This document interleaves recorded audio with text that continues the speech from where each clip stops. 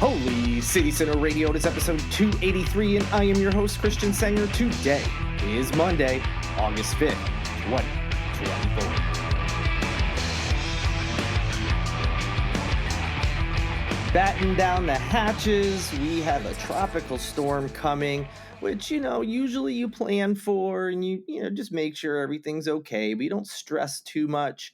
But as I'm recording this on Sunday, the talk is that this could be a very significant storm because it is expected to dump a lot of rain around the city of Charleston and just in this area in general, and could lead, as we are very well aware of, lots of flooding. But because there's a concern about the amount of rain that's going to drop, and that it could be even more significant because the storm could potentially just kind of stall out above the Charleston area and the state in general. So obviously we have a few days to go, so things could change, but that is the current worry, is that we could have storms that are significant and very similar to what was called like the 1,000-year storm or 1,000-year flood, whatever people were calling it back in 2015. So for those of you who weren't here then, a massive storm led to flooding, not just where we expect it in the state, around the city of Charleston and Sea Islands and stuff, but also in other parts of the state that don't normally see flooding, or at least not flooding on a significant level. And flash flooding was a concern, where all of a sudden, you don't see it coming and there's just a ton of flooding that can be very dangerous if you're outside, if you're driving, and things like that. So this is not to scare people or cause any undue worry. But this entire podcast is going to be updates about the storm because things were coming in a lot on Saturday and Sunday. And I just, want to get the news out there and make sure everybody knows where resources are and how to prep and things like that. So we're going to have this entire episode just about things of that nature. But I don't know when you're going to listen to this. I don't know how much things will change between me recording even and it being posted. So always, look at local news, specifically, the TV stations, the Post and Courier, the day-to-day traditional news outlets who are professionals that have been covering storms, and they have meteorologists on staff, and we'll be able to provide the most up-to-date info. Another thing is be careful when you're looking at news on social media. Make sure what you're looking at is being posted by a reputable account. Make sure it's not like a parody account or someone, just being a jerk. Make sure it's, again, legitimate. Check timestamps because, as I'm sure you're aware, things like Facebook and Twitter and Instagram, you're not necessarily seeing things in chronological order. So you may be seeing a post from 5 hours ago, talking about whatever, so make sure you're looking at the most up-to-date information.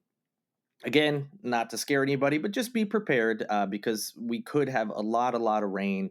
And the biggest concern is going to be flooding, which can lead to all sorts of damage to property, whether it's houses themselves or just around your home. And of course, flash flooding is going to be a big concern as well. So with all that said, the other thing I want to say is I'm having some issue with one of my cables. So I think last episode I had moved my computer and it knocked me off the normal mic and went to my laptop's mic, which isn't very good. It's the built-in one.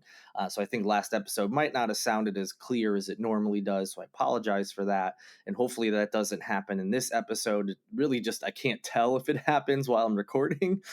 So if it does, I apologize. And hopefully everything will come through as clear as possible. But enough about the generalities. Let's get into some of the specifics regarding Tropical Storm Debby. All right, we're going to start on the state level. Governor Henry McMaster on Sunday issued an executive order declaring a state of emergency in preparation for the potential effects of Tropical Storm Debby.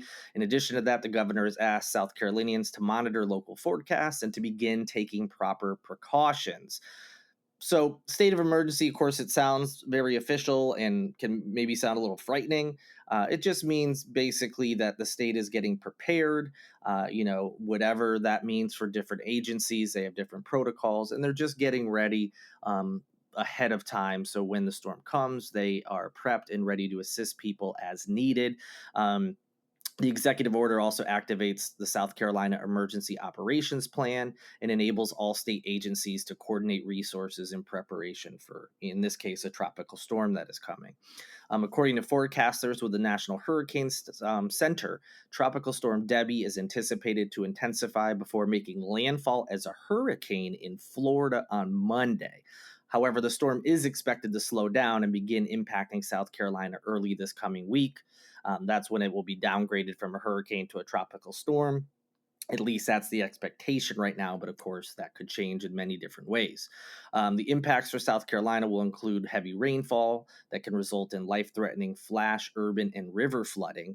Strong winds and storm surge can also be expected, so debris could be flying around out there, tree branches, things like that. So just try to stay home if you can when the brunt of the storm is here, and be safe. And if you do have to travel for whatever reason, emergency or otherwise, just be very, very careful out there.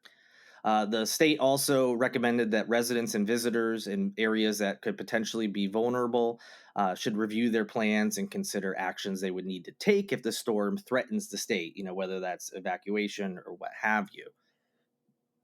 As I said before, everyone should continue to just monitor the storm via local news media and follow updates from the National Hurricane Center, especially those people who live in low-lying areas along the South Carolina coast. So pretty much, I'm assuming everybody that's listening to this podcast.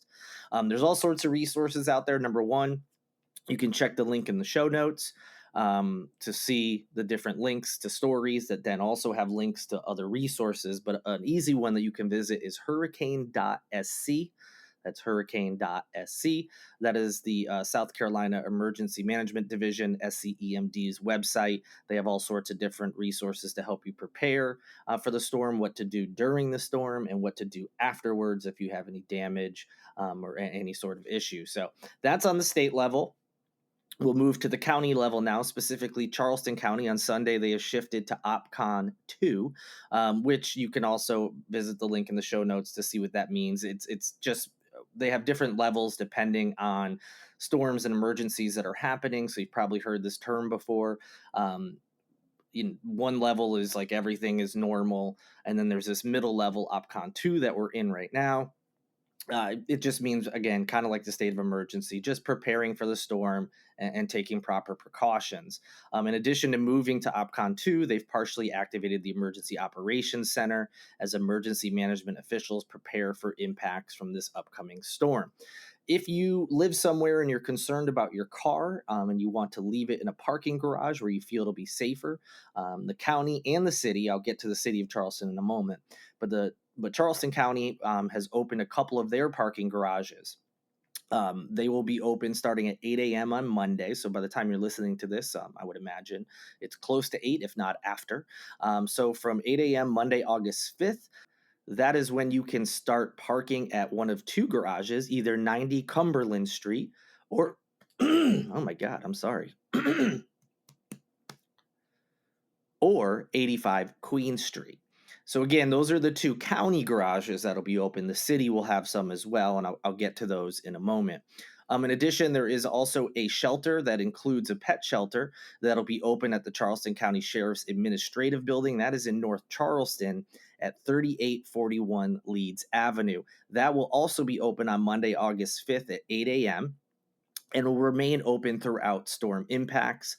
Individuals can access the shelter via normal CARTA routes. So if you don't have a car or want to leave your car in a garage or whatever it may be, you can take CARTA to get to the shelter. So if you are somewhere where you don't feel to be safe to be, and if you have pets that you want to bring along with you, which is always great that they offer this, that address I just mentioned, the Charleston County Sheriff's Administration Building, will be open as of 8 a.m. on Monday. If you have any questions or concerns, there is a community information line that'll be staffed from 8 a.m. to 5 p.m. on Monday as well. If you need someone who speaks English, you can call 843-746-3900. For Spanish-speaking people, you can reach 843-746-3909. Now we'll move to the city level. City of Charleston will also be opening some of their parking garages, and they'll be open. Actually, as I'm recording this, they've already been open. They started at 3 p.m. on Sunday. They'll remain open until Thursday at 8 a.m. That is subject to change depending on the storm's impacts, and that could go in either direction. If it's not as bad as we thought, it might you might be able to get out sooner. If it's worse than we thought, they might extend that. But that is the current plan right now.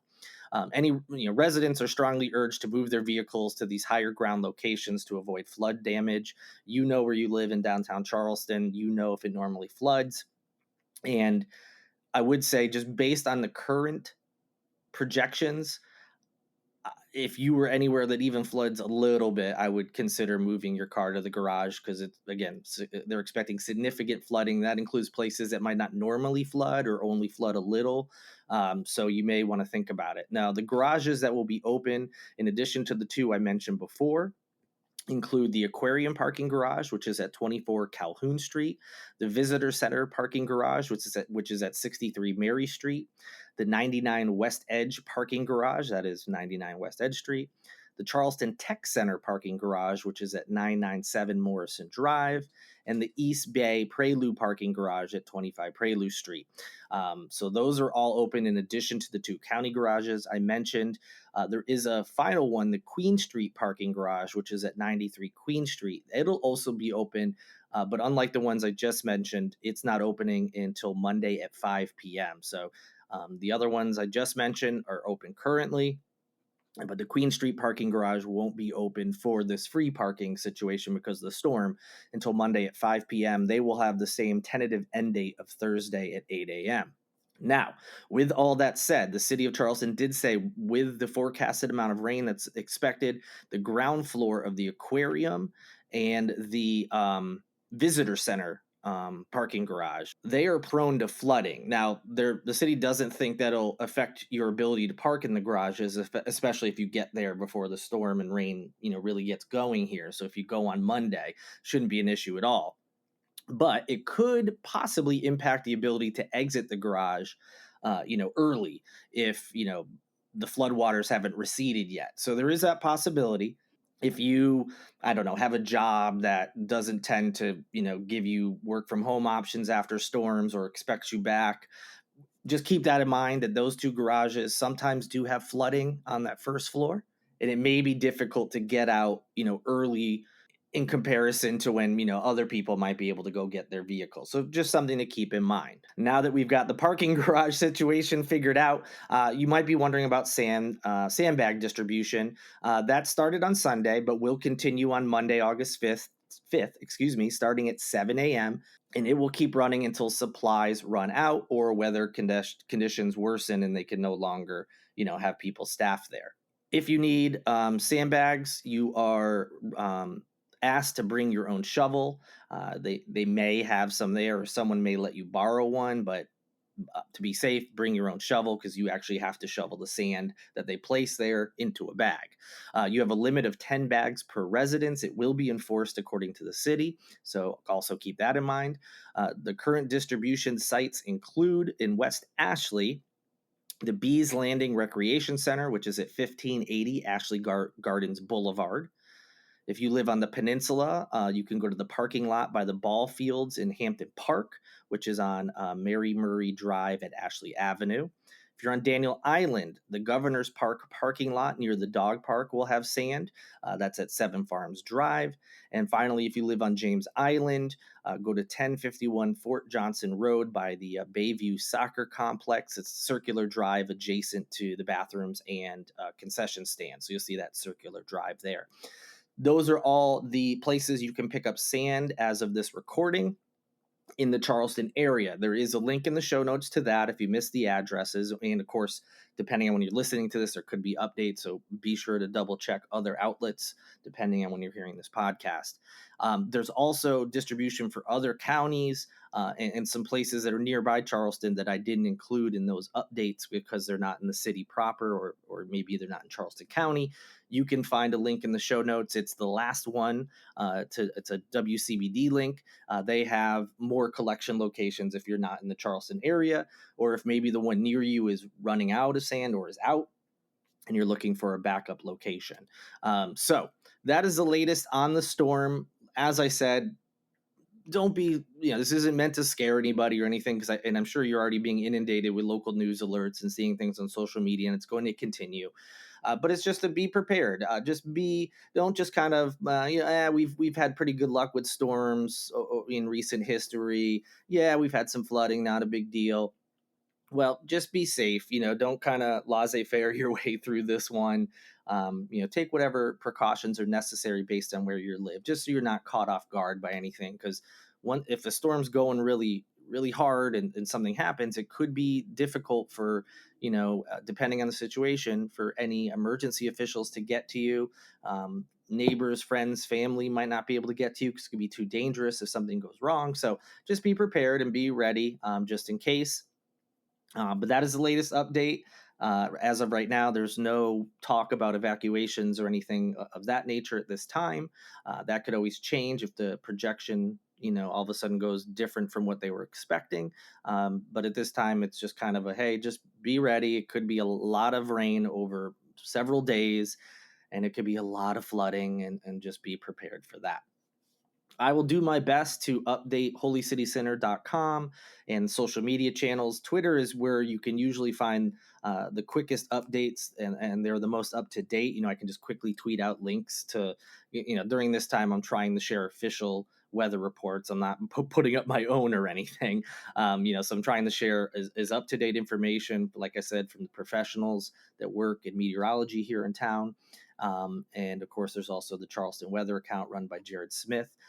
Although he would always, he always put out a caveat to also make sure you're looking at the local meteorologist, but he does a really great job.